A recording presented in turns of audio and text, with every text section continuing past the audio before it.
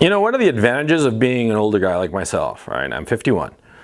An advantage is that you have seen a lot and you grew up in a different time. I'm 51, which means that I've been an adult for 30 years. Yeah. And I was paying attention to my environment, my zeitgeist, you know, the cultural times, if you will, since the time I was, I don't know, maybe, 12, 13, that I was paying attention to things going on in the wider world. Yeah. And that gives you a huge advantage. And it's something that young men, because they're young, because, a young guy who's like 20, 25 maybe, he can't see the perspective that I have. And so a young guy looking at the world today thinks that what's going on now is normal. But I'm here to tell you that the world that's going on right now, it's not normal.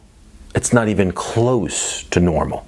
Now, what do I mean by things aren't normal? What am I referring to specifically that is abnormal? Well, it's simplicity itself. I'm talking about the cultural divide, the polarization that's going on, the sense that there is an us and a them. Okay, this is new. This is new. Before, in the Western democracies, there was a greater sense that we were all in the same boat. And my thinking is that it was because when I was growing up in the 70s and the 80s, we had the Soviet Union and the countries of the Warsaw Pact as our obvious adversaries. Now, this was a counterweight to our society that allowed us to coalesce as a group.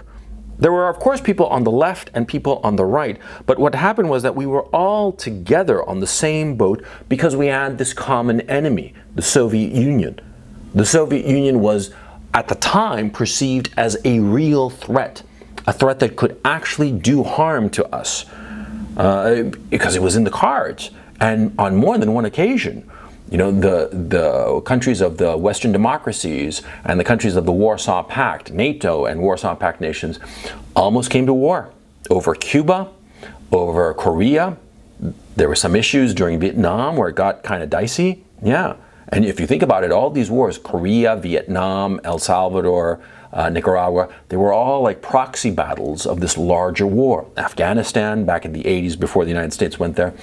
They were all these little proxy wars for the great game that was going on between the Western democracies and the Eastern European countries under the yoke of the Soviet Union. And because of that, we were all on the same boat. We believed that our destiny was common and that we had to work together. And that doesn't exist anymore.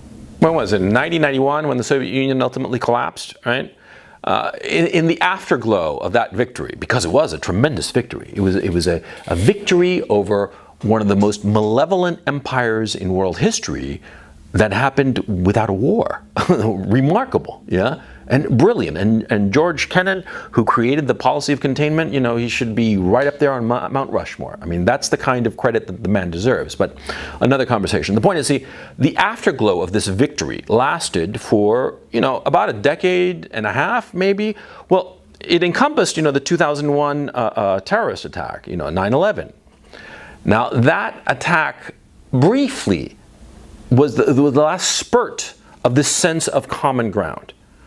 But then there was the whole Iraq war, which was stupid and maliciously driven and pointless. And that's when the fissures really started to appear. And it wasn't really the anti-war camp versus the pro-war camp. No, it was underground that has emerged with Trump. It was the sense of, the people who are well off, the oligarchy, the top 20%, and the rest of the population. That's the divide that we're seeing. Okay, there are other things going on that seem to be like more important, feminism and migration and this, that, the other. No. But ultimately, what's really going on is class warfare, which didn't exist in the Western democracies before. Because you see, the top 20% of the population, yeah, they are, think of them as the service class of the 1% of the 1%. The top echelon, the top sliver, at the very top of the Western democracies, the rich people, right? The oligarchs, the people who have, a net worth of over $2-3 million, right? That sliver at the very top, they have a service class of the top 20%. Now, when I say a service class, it's the people that you would envision. It's like the accountants, the doctors, the lawyers, you know, the yoga instructors, and all these peripheral people that service that top class. Now, those people's interests, the top 20% band, right? Now, those people's interests and the interests of the bottom 80% of the population diverged quite some time ago. Now, this wasn't always the case, because during the Cold War, the battle with the Soviet Union that never escalated into full-on war, thank God, well, during the Cold War, the top 20% could not isolate itself from the bottom 80%. Because if the nukes fell from the, you know, if they were lobbed over from the Soviet side onto the Western democracy side, the nuclear bomb was going to kill everybody, be they top 20% or bottom 80%. Everybody was going to get nuked, right? So everybody's interests were aligned, the top and the bottom. We were all in the same boat. But with the end of the Cold War, that's when the oligarchs, the top, started to profiteer, quite frankly. Now, what do I mean by profiteering? They implemented this neoliberal, rapacious capitalism that all it cared about was money, making as much money as possible. And there was no sense of a shared or common destiny with all people. During the Cold War, we had that sense. We had that sense that we're all in it together. And if things go south, you know, we're all going to suffer equally. But after the end of the Cold War, with the threat of a nuclear war no longer in the cards, I mean, even communist China was, though still communist, was actually going capitalist and making money. And they were more interested in making money than having a nuclear war. Well, you know, everybody was on the same page globally insofar as making money, and making money became the ultimate end in itself. There was no sense of shared national purpose, of national unity. It became an issue of, you know, everybody is out to make the best for themselves, and, you know, the devil take the hindmost. And so what happened was that the top 20% started implementing this rapacious capitalism, this neoliberal paradigm of globalism that relentlessly sought lower labor costs and higher profitability to the detriment of the society. And we saw we've seen the lower 80% suffer because of this rapacious neoliberalism. And that's the fissure. That's what's going on. Now, this notion that we were all in the same boat, that we're all unified during the Cold War, many other people have said it because it's true. You know, I mean, when a bunch of people say the same fucking thing, it's probably because it's true. You know, we all say that the sky is blue. Odds are good that, you guessed it, the sky is blue. Well, that kind of national unity, it's not coming back, although people have tried to create some sort of ersatz version of it. And that's part of the reason for this drive to vilify Russia. Russia is an economy the size of Italy's, okay? And they are not these super spy masterminds. I mean, no, it's not true that they manipulated any fucking shit. The fact of the matter is, a lot of people in the Western democracies miss the Cold War. And they want to replicate it. And they have tried to designate modern-day Russia, which is far from the Soviet Union. They have tried to replicate modern-day Russia as the enemy, the designated enemy to unify us. That was part of the point. The political program of demonizing Russia, it was to recreate that sense of national unity. Which, if you think about it, it's, number one, it's fucking crazy, but number two, it makes a kind of sense. I mean, all craziness ultimately has a certain kind of logic to it. And there was a certain kind of logic in trying to demonize Russia and make Russia be the enemy once again. It was to recreate this sense, because without this sense, we are directionless. And that's the problem. Because you got to keep in mind that between 1945, when people were already realizing, as the Second World War was closing, that the next enemy was Soviet Russia, right? Since 45 up until 1991, practically 2 full generations, of people in the Western democracies grew up with this weight, this counterbalance, this pressure that made us feel united. And it's been a little over a generation, about 30 years now, where we no longer have this common purpose, and we are attacking one another, and we are polarized between that 20% and their allied interests, which include feminists, which include the gay and lesbian groups, which include the mass migrants, both the Hispanics in the United States and the Muslims in the UK. Yeah, we have that group shaped like an L, and the bottom 80%, and they're at loggerheads. And what's happening is that this political divide, this political polarization between these two camps, it's becoming more and more obvious. That is, both sides are starting to accrete at the extremes. And we're seeing this on the left now, aren't we? The left is becoming militant. People on the left are not only not vilifying Antifa, they are actively encouraging them. And Antifa is growing in numbers. It's a very, very dangerous thing. When you start to have left-wing, extreme left-wing paramilitary groups running around without any kind of control, and the police actively told not to touch Antifa, as is happening today. It's happening in the West Coast, certainly Portland and Seattle. We've seen that already. Well, when you start to see that kind of political polarization, and you start to see how left-wing paramilitary groups are running around without any kind of control, then you start to realize that it's not going to be long before a right-wing paramilitary group starts to rise to combat the left-wing paramilitary group. And what's that? That's the precursor to a civil war. See what I mean? You're a young guy, right? And you're watching the world around you. And understand, this is not normal. There was no such thing as any kind of paramilitary group like Antifa running around back in the 70s or the 80s. Yeah, back in the 60s, there were a few crazies, but they were crazies. And they were actively suppressed by everybody, left, right, and center. Okay? I can think of like the Black Panthers, because today the Black Panthers are sort of like lionized, but back in the day, everybody, again, right, center, and left, hated them and actively tried to suppress them, okay? Because they were terrorists, for crying out loud. And there were other crazy-ass groups, the Baader-Meinhof gang in Germany, and anyway, it doesn't really matter, you can look them up. There were a whole bunch of terrorist groups that were just filled with crazy people, okay? And they were suppressed by the wider population.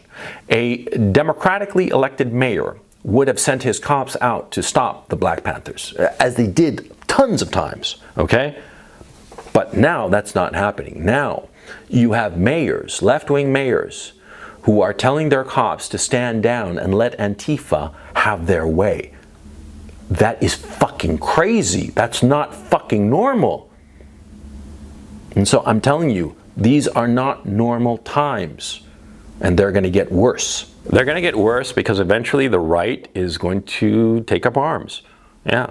And to tell you the truth, it makes sense for a lot of politicians and what have you to try to suppress the right at this time, suppress the more virulent, the more on-point right-wing people, especially the smarter right-wing people. Because if you notice that who they're really suppressing are not these, white trash people who are out in fucking Appalachia or wherever the fuck running around with guns and white bed sheets on their heads. No, they're not suppressing those fuckers who are morons. No, they're suppressing the smart ones.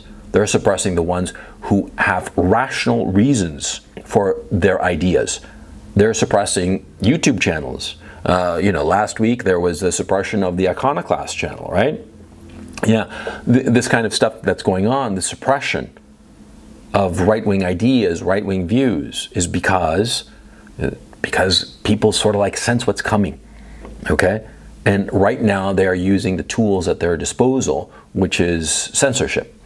But pretty soon it's going to be violence, and it's going to be violence in both directions. What I'm saying is basically that we're headed for a civil war, okay? And this is just another approach to look at the problem, but the problem remains the same. We're headed for a civil war. We're headed for a civil war that's going to rip the Western democracies to tatters. And the outcome is totally unclear. A lot of people on the right foolishly think that, oh, you know, the left don't know how to shoot a weapon. Well, yeah, but the left, they tend to be pretty smart, and it's not that fucking hard to shoot a weapon. You know, you can learn how to shoot a weapon in about, I don't know, half an hour. Okay, so this notion that the right is automatically going to win a civil war, that's just dumb, and it's foolhardy. There have been a lot of civil wars where the left has won, and has won incredible victories against astonishing odds. Look at the Russian Civil War. The Bolsheviks should have lost. You look at it on paper, and they should have lost. Look at Vietnam. The Vietnamese Civil War, which is what the Vietnam War actually was. Well, the North, the communists, they won. And they won against the largest, most powerful military in human history. So fuck you that the left don't know how to win a civil war. Fucking A, they do know how to win a civil war. So it's not clear that the right will win the coming civil war in the Western democracies. Now, why am I doing this video? Well, very simple. You got to keep your eyes open. You got to understand that what we are going through, what we are experiencing culturally and politically, not only is it not normal, it's the precursor to something horrible, okay? Because a civil war, by definition, is fucking horrible. And the bloodiest wars are between brothers, okay? Civil wars are always the nastiest in every sense, the bloodiest, with the most atrocities, the most horrifying things happen during civil wars, okay? And if there's going to be a civil war in the Western democracies, which I am convinced that there is going to be, we're going to see the escalation of violence, the escalation of atrocities, and I, for one, don't think that there's any way to avert it anymore. I think that that day is past. The only possibility, and I'm not holding any real hope for this, but the only possibility is when the left loses the election of 2020, which they will, and they're going to lose huge, okay? If the left wakes up and realizes that their political direction leads to insanity and civil war, if they wake up somehow and realize that they have to adjust, then maybe the civil war will be averted. But I'm not holding up any hope for that. Oh, because of Donald Trump, because of he's such a polarizing figure. I think that the loss in 2020 will send the left so far over the edge that they're going to say that the only way to save the United States is not via the democratic route of elections, but by violence, by civil war. That you cannot save America because America is racist, and all the people who voted for Trump, the majority, are racists, and therefore they have to be destroyed. That is what I'm terrified is going to happen, and unfortunately, that's what I think is going to happen. And, you know, I just hope I'm wrong.